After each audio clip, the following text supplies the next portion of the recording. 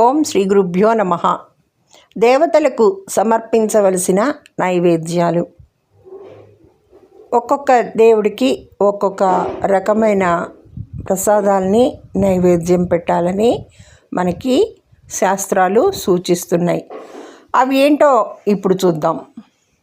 విఘ్నేశ్వరుడికి తొలుత విఘ్నేశ్వరుడికి నైవేద్యం చూద్దాం. బెల్లం ఉండ్రాళ్ళు, జిల్లేడు కాయలు నైవేద్యంగా పెడితే మంచిది. శ్వేత అక్షతలతో పూజించాలి, అంటే తెల్లని అక్షతలతో పూజించాలి. అలాగే శ్రీ వెంకటేశ్వర స్వామికి వడపప్పు పానకము నైవేద్యం పెట్టాలి. తులసి మాల మెడలో ధరింపవలెను.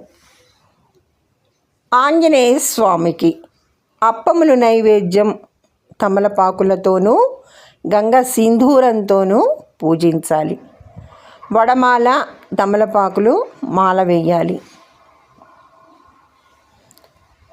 లలితాదేవికి క్షీరాన్నము ఆవిడకి ఇష్టం కాబట్టి లలితాదేవికి క్షీరాన్నము, మధుర ఫలాలు, పులిహోర, మిరియాలు కలిపిన పానకము, వడపప్పు, సలిమిడి, పాలు నైవేద్యం పెట్టాలి. కలువ పూలు, కదంబ పూల మాల వేయవలను. తర్వాత సత్యనారాయణ స్వామికి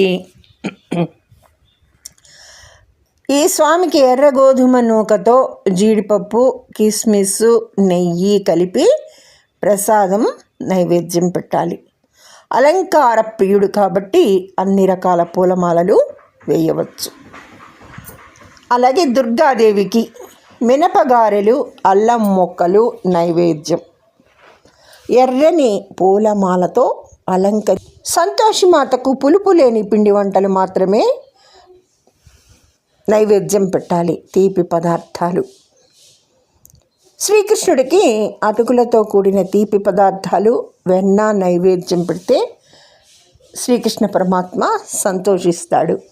తులసి దళములతో పూజించటం ఉత్తమం.